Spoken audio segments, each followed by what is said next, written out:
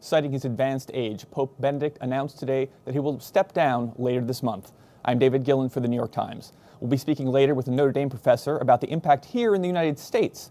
But first, Rome Bureau Chief Rachel Donadio is on the line. So Rachel, the Roman Catholic world has reacted with shock and sadness to the resignation of Benedict. The news seemed to catch even his most inside advisors in the Vatican by surprise. He has seemed frail in recent months, but really it's still a shock. What's the mood inside the Vatican this morning?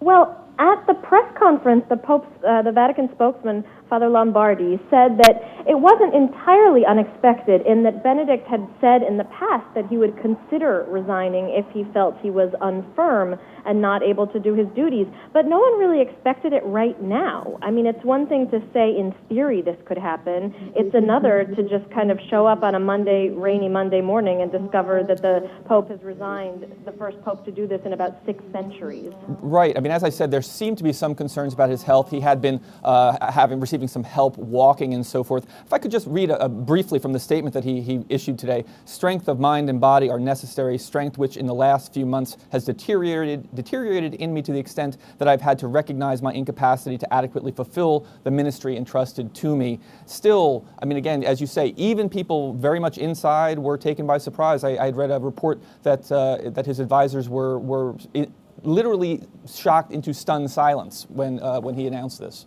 That could very well be. I mean, the thing is that this Pope is full of surprises. He just when you think it's nothing is happening at the Vatican, there's this, huge unexpected thing. This is a papacy that has been marked by all kinds of difficulties, scandals, most recently a kind of what they call the Vatileaks scandal, these leaked documents that came out, that really weighed on the Pope. So did, he's a theologian, he's a shy guy, and he doesn't seem to thrive on the public demands of his ministry. I noticed that at midnight Mass, during Christmas, he was dozing off. He's tired. But it's one thing to be tired. It's another to say, you know what, I'm going to retire. Right. What happens now is there's a big scramble for power. Who is going to become the next Pope? Right. You mentioned his legacy. Let's head back to that for a moment. Before Benedict became the Pope, he was Cardinal Joseph Ratzinger, and he was sometimes called God's Rottweiler for his conservative views, his strict adherence to church doctrine. His papacy has been more cerebral than that of his predecessor, John Paul, but he's also served at a time in which the church has been somewhat in decline in his native Europe, and also obviously been marked by a series of scandals and controversies, including hundreds of new allegations of sexual abuse by priests. What is his legacy going to be? I think his legacy is going to be, as you put it, as a theologian Pope, as someone who was extremely focused on the role of the church in a world where secularism was taking over, where the church has in some ways a smaller role in the world than it had in the past. I'm afraid that the sexual abuse scandal will also be part of his legacy, what he did, whether he did enough when he was in his previous job as the head of the Vatican's doctrinal office.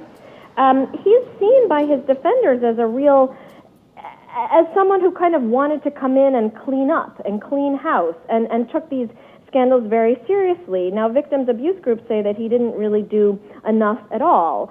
He was had difficulties managing the Vatican. The Vatican, like any big institution, is a huge bureaucracy. It's a hierarchy. The buck stops with him, but the question is whether he could adequately govern it. I'm afraid another part of his legacy is going to be difficulties in governance.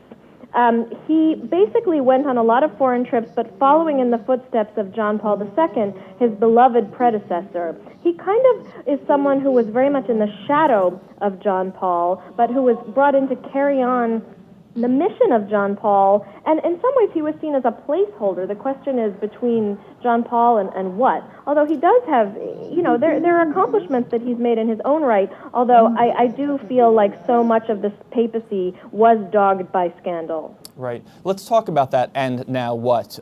His successor. Obviously, the Vatican has said that they're going to convene the cardinals quickly to select a new pope. We might have a new pontiff by Holy Week, end of March. Speculation is already rife about who this might be. You know, is a short list developing at all? We were speaking before the cameras began rolling that there's some discussion about whether we might see a pope from what are known as the missionary territories, from Africa, from Latin America, or from Asia. What about that?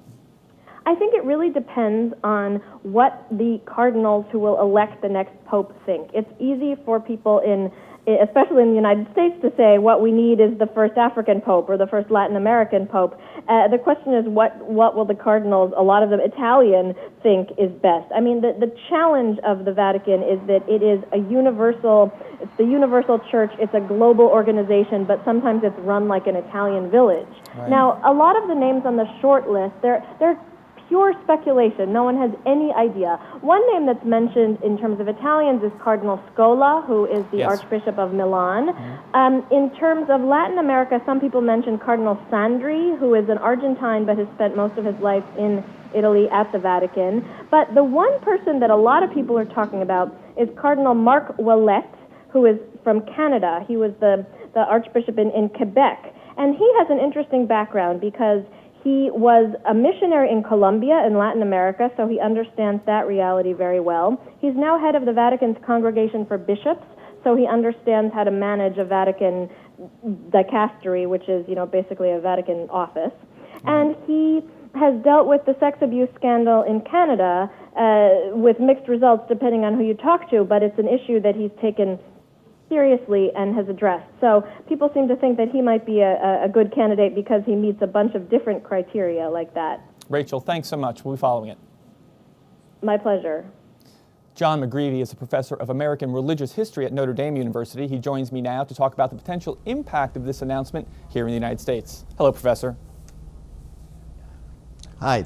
So, as we were just discussing, so much of the news in recent years about the Catholic Church seems to have been dominated by the headlines of scandal, and one gets the sense that here in the United States, many Catholics are looking for leadership that will help steer the Church through this difficult period. Let me ask you, what is the state of Catholicism in America today?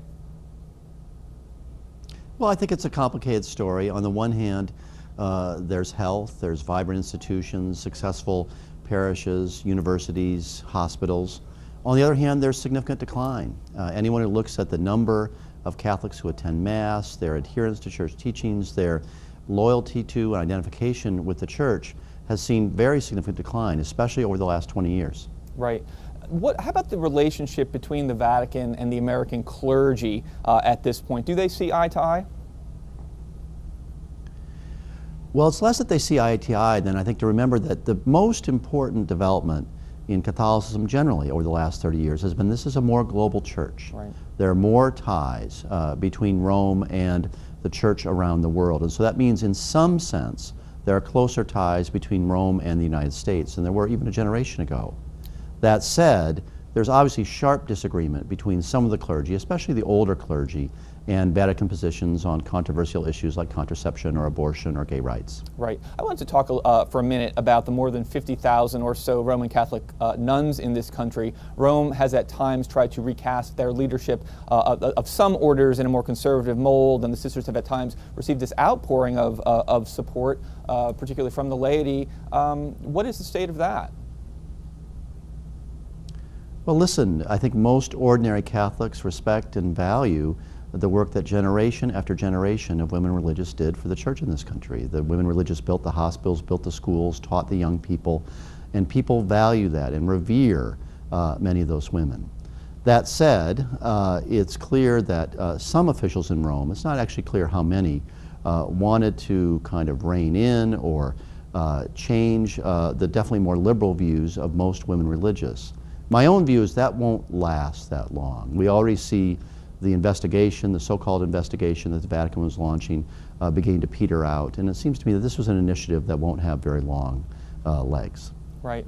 Rachel and I were obviously just talking about the possible successor, and it is pure speculation really at this point. But what do you think the first order of business should be for the new Pope in regards to the United States? I'm happy to speculate as well, but I think the key thing for the new Pope, and this is not just the United States, but just the global Church, is to assert greater control over the Vatican bureaucracy. I mean, I think Benedict XVI's legacy is going to be, in the long term, his beautiful essays, his writing, his extraordinary talks. In the short term, it's been a very chaotic period within the Vatican, and as the joke is, lots of little popes running around ordering people what to do. And I think the first thing that the new pope will have to do is assert a greater control and a more consistent message coming out of the Vatican. Got it. Professor, thanks so much for speaking with us this morning. That's Happy to. That's all for now. Please stay with us at nytimes.com for more. I'm David Gillen for the New York Times.